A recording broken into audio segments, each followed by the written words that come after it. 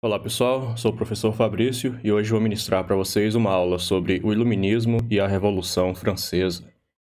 Esses dois eventos históricos são frequentemente associados, vistos como correlatos, de certo modo, e ambos são influentes na história do pensamento humano, não só da filosofia, mas também da sociologia, da história. Então, veremos o que é o Iluminismo, o que foi esse movimento do Iluminismo, como que ele influiu na Revolução Francesa e quais foram os resultados derivados disso. Primeiramente, o que é o Iluminismo? O Iluminismo não é facilmente definível, não é uma corrente filosófica, não é, por exemplo, como o platonismo ou o estoicismo, não tem uma doutrina, não é também como uma escola de pensamento sociológico. O Iluminismo pode ser definido, se é que pode, como um tipo de movimento cultural, algo amplo e abrangente que se disseminou pela Europa durante o século XVIII. Iluminismo, portanto, tem de característico o fato de surgir e se desenvolver, se disseminar ao longo dos anos 1700, primeiro na Europa, mas depois ele irá refletir em outras nações, por exemplo, nos Estados Unidos e até no Brasil. O Iluminismo foi influente em Portugal, quando os portugueses, principalmente na época das guerras napoleônicas, Napoleão invadiu Portugal.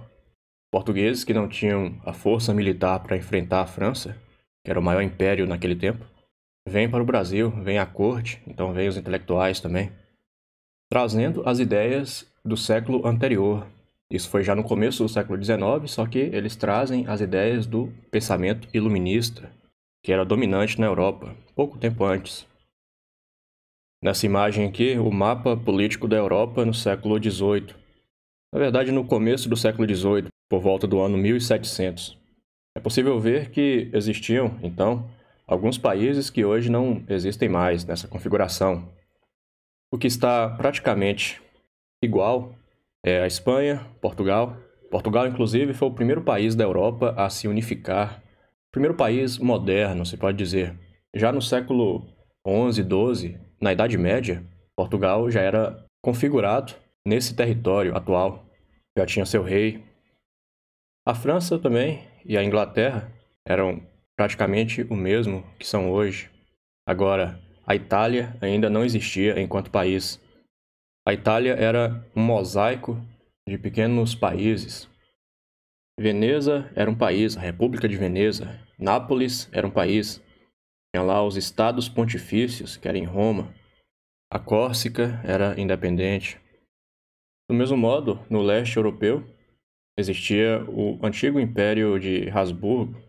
Seria a Hungria, depois iria se fragmentar. A Alemanha também não existia enquanto um país tal como é hoje. O que se tinha, nessa época, quando se fala, por exemplo, em Alemanha e Itália, se refere ao território de cultura italiana ou ao território de cultura alemã. Os pequenos países ali que todos falavam aquela mesma língua e tinham aproximadamente a mesma cultura. Nessa época também ainda existia o antigo Império Otomano, que surgiu junto com a Idade Moderna. A Idade Moderna considera-se que ela surge, ou pelo menos o marco definitivo dela é a queda de Constantinopla, ou seja, a queda do antigo Império Romano do Oriente, Império Bizantino, que acaba sendo dominado pelo Império Otomano, os turcos. Eles são da religião islâmica, rival do cristianismo que dominava na Europa. Então, por exemplo, a Grécia nessa época era parte do Império Otomano. Países do Nordeste da Europa também não estavam configurados.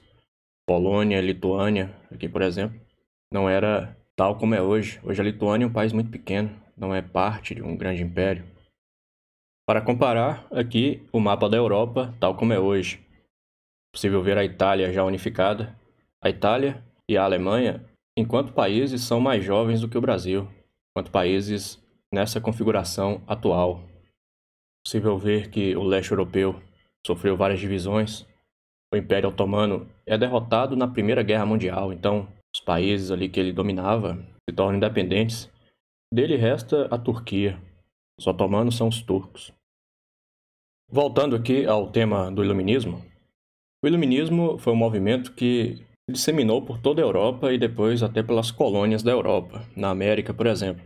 Porém, ele aparece sempre mais associado à França. Isso se deve, em parte, às perturbações políticas que ocorreram ali no final do século XVIII, que muitos historiadores e até pessoas da época já associavam ao movimento cultural iluminista. Mas não só por isso. Veremos também que a França, nesse período, teve vários pensadores do iluminismo que foram muito influentes até em outros países. Então, embora o iluminismo seja visto como associado à França, ele afetou o panorama intelectual de vários países, como a Inglaterra. Por exemplo, Rousseau, iluminista francês, esteve junto com David Hume, que é associado ao iluminismo. Voltaire viajou para a Inglaterra.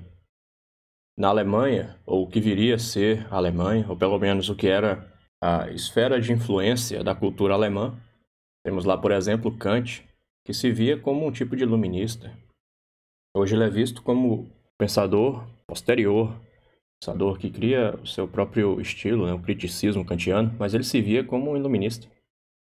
Os Estados Unidos, os pais fundadores dos Estados Unidos, pode dizer que eram iluministas, defendiam essas mesmas ideias gerais. Embora o iluminismo seja um movimento muito amplo, espalhou por muitos países e que abrangeu pensadores muito diversos, é possível identificar algumas características que são aproximadamente comuns a esse movimento de modo geral. Talvez o principal entre esses aspectos seja uma grande confiança na razão humana. O termo iluminismo vem das luzes. Que luzes são essas? Ora, as luzes do intelecto, a luz da razão. A razão entendida de um modo distinto do que era, por exemplo, na antiguidade. Não é a razão puramente contemplativa, por exemplo, de Aristóteles, mas a razão aplicada, a razão empirista, a razão do cientista, assim como Galileu ou Isaac Newton, que investiga as coisas, a razão que perscruta a verdade, ao invés de meramente contemplá-la. O iluminismo tem também algumas características que se pode dizer geradoras de certos preconceitos. Foi nessa época, por exemplo, que se passou a ver o passado da Europa, especialmente a Idade Média, como uma época de superstição e ignorância. O próprio termo Idade Média designa ali um período de transição entre a Idade Antiga, que era vista numa luz mais positiva, e a Idade Moderna, que era quando a razão humana teria atingido seu maior nível de desenvolvimento. No meio ali estaria a Idade Média, uma época de obscurantismo, superstição, de ignorância. Quem estuda o pensamento medieval, quem estuda a filosofia, vê que não era esse o caso. Embora houvesse ali, por exemplo, a grande influência da Igreja, na Idade Média existem grandes pensadores, cientistas, filósofos, inventores. De fato, muitas das coisas que associamos ao período do Renascimento, na verdade, são derivados de inovações do último período da Idade Média, a Baixa Idade Média, como é chamada. Por exemplo, o crescimento das cidades, certo desenvolvimento da agricultura, da produtividade, desenvolvimento do comércio. Os pensadores iluministas acreditavam que o emprego da razão, ou seja, das luzes do intelecto, liberariam a humanidade da opressão e do atraso.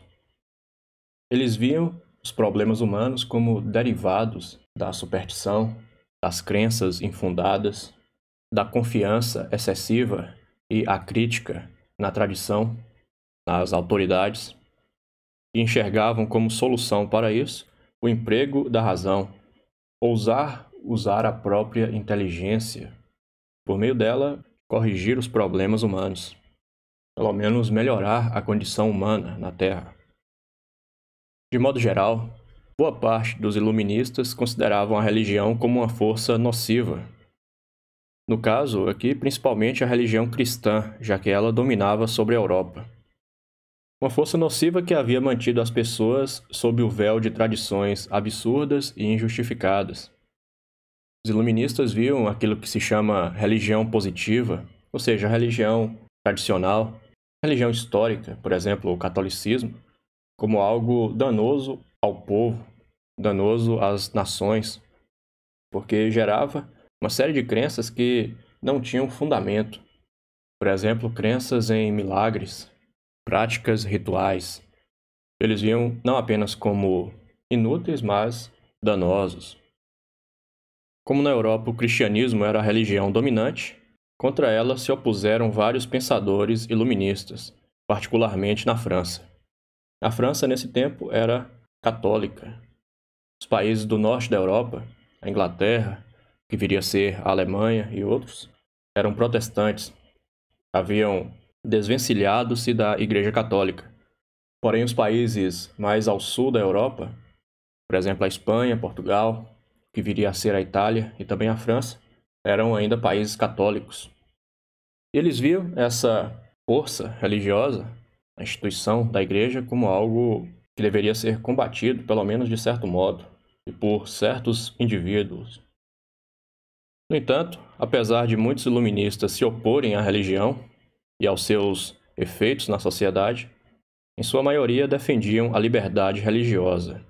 Nesse período, no século XVIII, e até em épocas posteriores, no século XIX, não se tinha ideia de liberdade religiosa.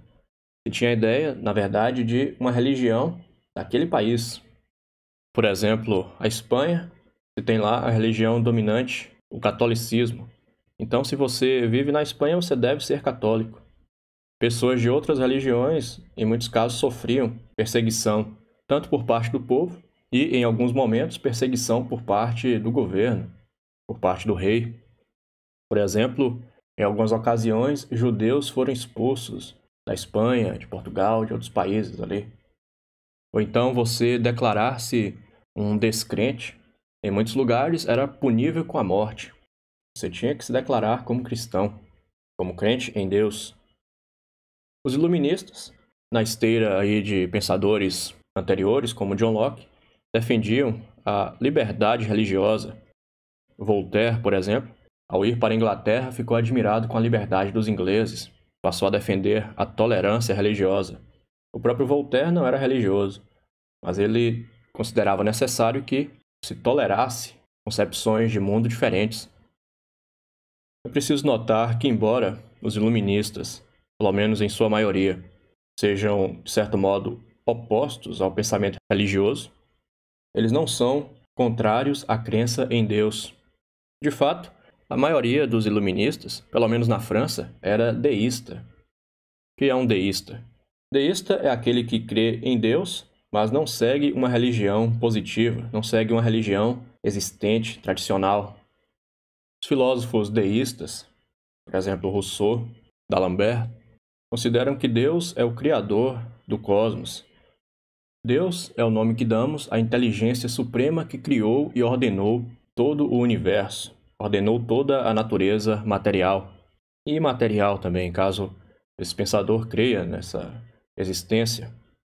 Porém, isso não quer dizer que ele vai crer, por exemplo, na existência de milagres, que ele vai crer necessariamente na existência de céu ou inferno ou purgatório. E, em alguns casos, não significa que ele vai crer que Deus interfere na vida humana, que Deus interfere na moralidade, punindo as pessoas ou as beneficiando de acordo com a justiça. O deísmo tem várias diferenças, vários aspectos, mas de modo geral se pode caracterizá-lo por esses aspectos principais. É uma crença racional em Deus, uma crença fundada não na tradição, mas na suposta evidência da razão e até dos sentidos. Por exemplo, disse Voltaire: "Para mim é evidente que existe um ser necessário, eterno, supremo e inteligente. E isso não é verdade de fé, mas sim de razão." Ao ler essa frase de Voltaire, nos lembramos imediatamente de René Descartes, considerado o fundador da filosofia moderna. Descartes não era um deísta, ele seguia a religião, só que ele prova a existência de Deus por meio de argumentos racionais. Ele tem a sua dúvida metódica, a dúvida radical, e, após as etapas ali, chega à conclusão de que é necessário que exista um Deus, que é o criador de tudo. Os deístas observavam a aparente ordem existente no universo. Eles ficaram muito impressionados com a física de Newton, a filosofia natural de Isaac Newton, que demonstrou, pelo menos acerca dos corpos maiores e acerca do tempo percebido pelo ser humano, que o universo funcionava de acordo com leis fixas, com leis exatas, precisas. As leis do movimento de Isaac Newton, a lei da gravitação universal. E eles observam que essas leis precisas, exatas, que regem o cosmos, não poderiam advir do acaso. Elas não seriam assim simplesmente por serem, mas elas demonstram a existência de um Criador que fez o universo segundo essas regras, segundo essas leis invariáveis, as leis da natureza, as leis da física. Portanto, o que demonstra que Deus existe não é a Bíblia para eles, não é a tradição religiosa, mas é a pesquisa científica, é a especulação filosófica acerca do universo. Conhece-se Deus a partir das suas criações, e a criação geral de Deus é o próprio universo.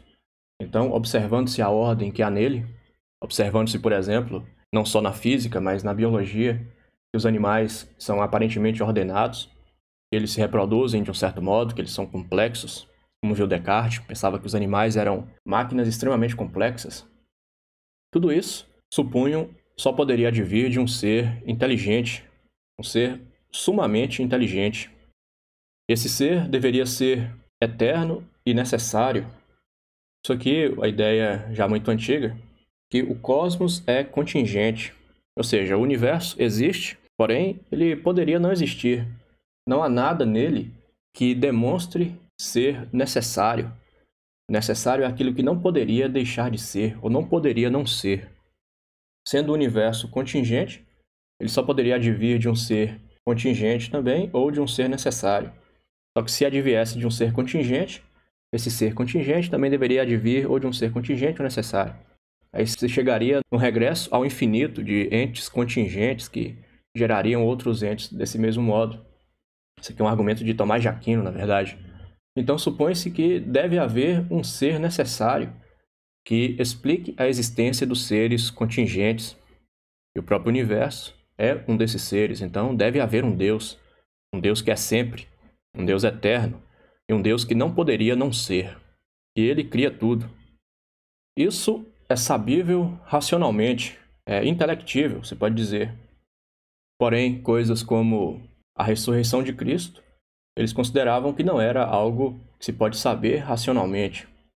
Era algo que fora defendido historicamente por uma tradição, mas não se pode demonstrar empregando apenas a razão, apenas observando o mundo e o descrevendo. Tudo que isso permite afirmar é o deísmo, e não o teísmo, que é a crença em Deus fundada numa religião.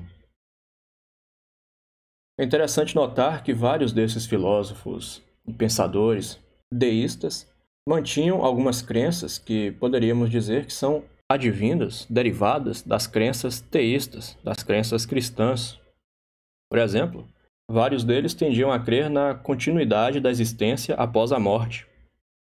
Isso não é uma coisa que se pode observar, que se poderia, na verdade, deduzir olhando o universo.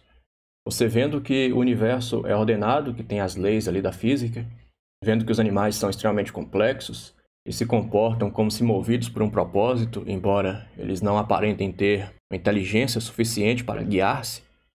Isso aí poderia demonstrar, na visão deles, a existência de Deus, de um ser inteligente que ordenou tudo desse modo. Agora, o fato de que a existência humana persiste após a morte, quanto a isso não temos evidência. Só que muitos criam nisso, e criam que na vida após a morte, na existência que continuaria, haveria o julgamento moral humano feito por Deus. Os bons seriam beneficiados e os maus seriam punidos. Por que eles argumentavam isso? Por exemplo, o Jean-Jacques Rousseau dizia que isso era necessário para fundamentar a moral, que se não se supusesse que os maus seriam punidos e os bons teriam a recompensa pela sua bondade, não faria muito sentido a moralidade humana e o mundo seria injusto, na verdade. Ele pensa que se não fosse assim, o mundo seria injusto. E um Deus perfeito que cria o universo não faria com que o mundo humano, que é a parte superior do universo, criaturas inteligentes, padecessem dessa injustiça fundamental.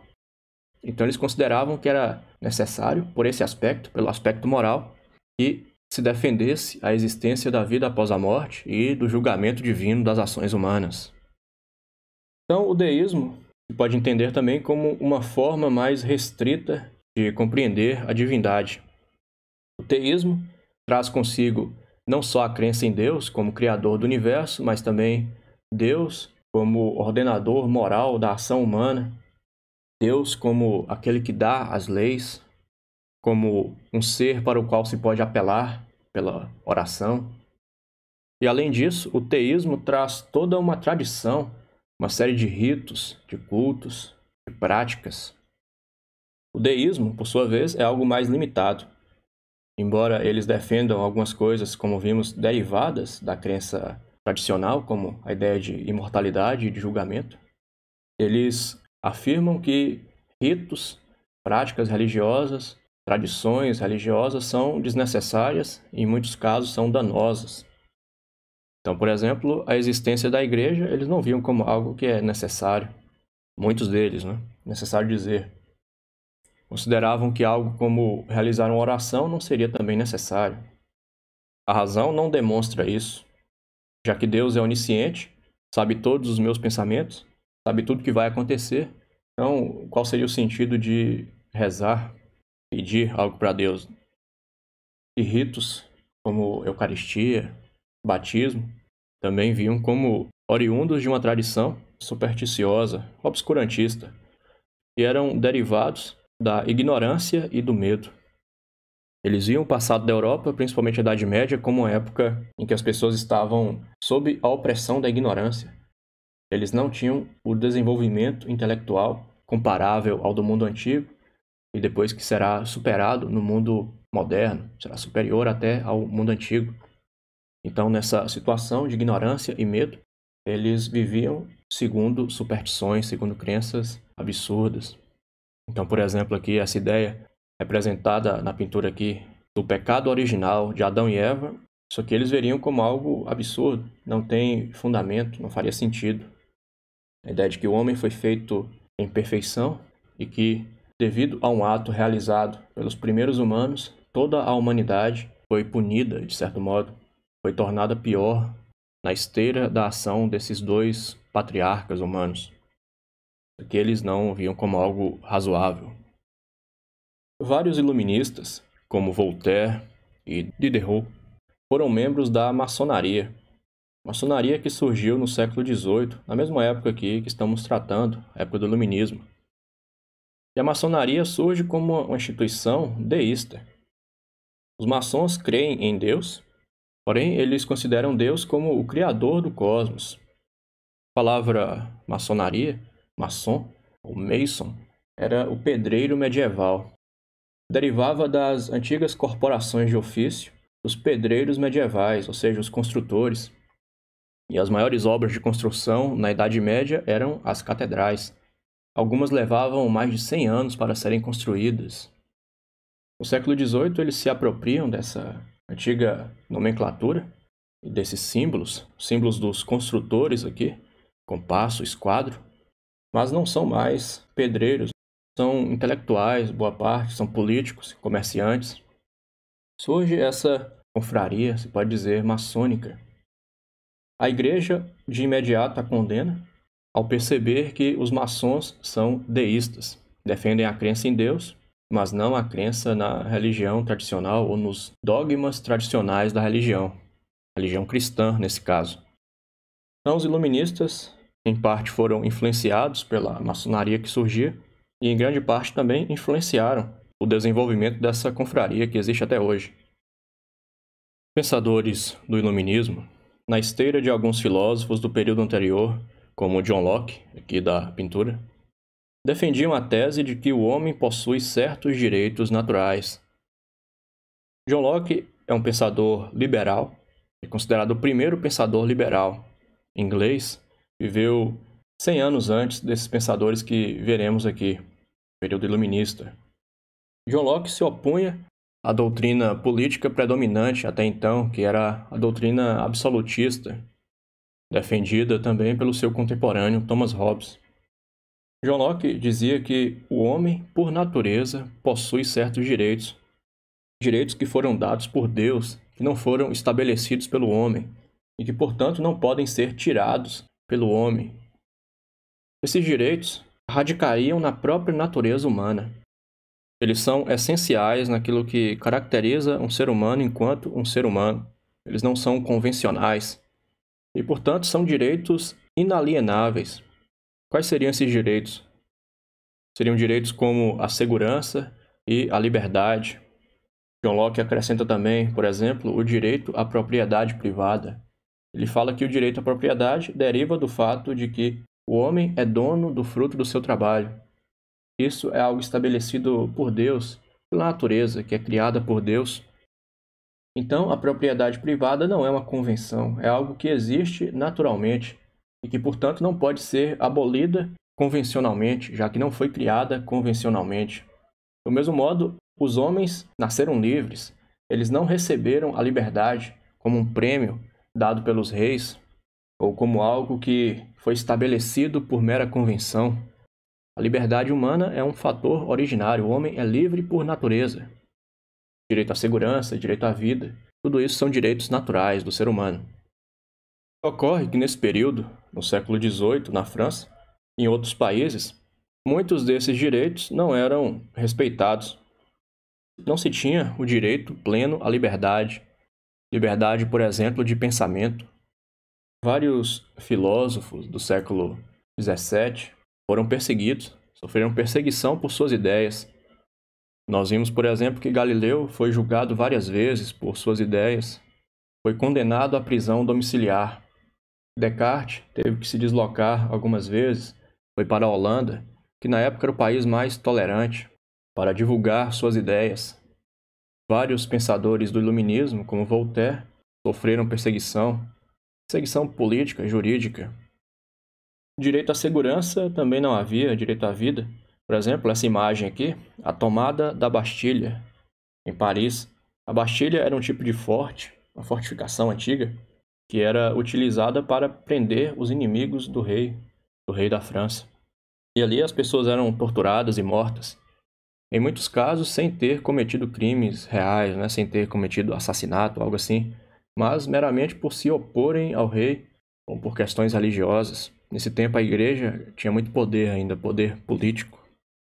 Então se via que os direitos naturais do homem não eram respeitados, eram violados pelos governantes. Com base nessa crença em direitos naturais e inalienáveis, os iluministas se opunham ao modo de governo absolutista que imperava na Europa. O absolutismo não foi uma teoria filosófica que se implementou na prática. Na verdade, ele foi algo que surgiu na prática e que foi posteriormente justificado filosoficamente.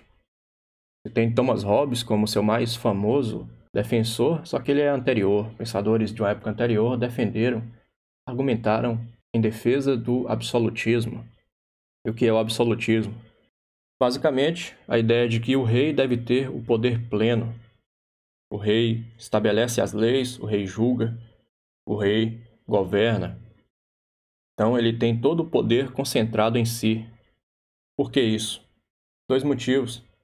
No caso, Thomas Hobbes dizia que esse era o único modo de evitar o estado de barbárie, o estado de desordem e anarquia completa. Ter o poder concentrado em um indivíduo ou num grupo pequeno, poder absolutista. E outra justificativa que davam era que o poder do rei derivava de Deus, advinha de Deus. Já que Deus governa tudo, Deus sabe tudo, ele não permitiria que alguém se tornasse rei sem o seu consentimento. Então, um rei como esse aqui, por exemplo, que era o rei Luís XIV da França, só era rei porque Deus o havia estabelecido como rei. Ele tinha um consentimento divino para o governo. O absolutismo surgira no início da Idade Moderna, com a formação dos estados da Europa, e fora fundamentado filosoficamente, entre outros, por Thomas Hobbes. Aqui a imagem do Leviatã, de Thomas Hobbes. O Leviatã é o Estado, que é representado na figura do rei. o Estado absolutista, que toma para si todo o poder para dar ao povo a possibilidade de existir, para dar a segurança. Thomas Hobbes não defendia a ideia de que o homem, por natureza, tem direito à vida, assim como algo que já é estabelecido. O homem luta pela vida, por natureza, mas ele não tem direito à vida. O homem luta pela propriedade, só que ele não tem direito. Isso aí é estabelecido com o estabelecimento da sociedade, a criação do Estado. Então, o homem que era originalmente, plenamente, apenas livre, mas não tinha nada, troca a sua liberdade em troca de segurança, em troca da preservação da sua propriedade, em troca de sua vida, de sua possibilidade de existência enquanto ser humano. Thomas Hobbes acreditava que a condição natural do homem era de selvageria e violência, uma guerra de todos contra todos. Hobbes adotou uma frase antiga do período romano: o homem é o lobo do homem. Ele pensava que no estado originário humano, ou no estado sem a existência da política, do governo, a existência do Estado, o ser humano era como um animal selvagem, possuidor de inteligência, de intelecto, porém em conflito constante com todos os outros. Ele concebia o homem como egoísta. O homem busca o seu benefício. O homem busca atender suas necessidades e suas vontades. Na natureza, que tem recursos limitados, ele vai entrar em conflito com outros homens por esses recursos. Como não há nada que os impeça, o resultado vai ser uma guerra constante de todos contra todos. Então, para Hobbes, o estado primitivo do ser humano, o estado original, era o estado em que o homem é o lobo do homem, em que ninguém pode produzir nada, porque imediatamente vem outro e rouba. E esse outro que roubou, depois vem outro mais forte que ele e o rouba também. E quando esse dorme, vem outro e o rouba. Então não há o progresso, ninguém vai fazer nada porque não tem como ter garantia de que o fruto do seu trabalho permanecerá com você. Não existe garantia da vida, já que os homens podem se matar, não vai ter punição. Então seria um estado absoluto de caos, um estado insustentável para a vida humana. Nessa condição, os homens seriam plenamente livres, porém eles não desfrutariam da liberdade, já que estariam em constante terror, com medo do seu irmão, com medo de todos os outros homens. Então, o modo que eles encontram para corrigir isso é estabelecer o governo absolutista. Decidem delegar todo o seu poder e a sua liberdade para um só. Um vai ser o governante, ou um governo. E esse governo vai regê-los. Esse governo vai ser aquele que tem o monopólio da força.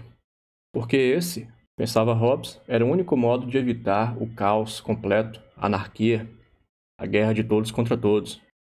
Então, o governo absolutista era necessário para a existência civilizada humana. Então, segundo Hobbes, para obter segurança e possibilitar a vida em sociedade, com todos os benefícios que a vida em sociedade traria, os humanos haviam abdicado de sua liberdade, submetendo-se aos governantes. Desse modo, no mundo civilizado, o indivíduo não tem o direito à liberdade, já que ele abdicou desse direito, ele abdicou dessa liberdade natural em troca da possibilidade de viver de modo civilizado. Na civilização, ou até na sociedade primitiva, indígena, por exemplo, o indivíduo não faz tudo o que ele quer. Ele é governado ou por leis escritas ou por leis não escritas, pelos costumes. Então ele não vai roubar a mulher de outro, ele não vai matar o outro sem punição. Ele perde a sua liberdade irrestrita, porque esse é o único modo de viver junto com os outros. Assim pensava Thomas Hobbes.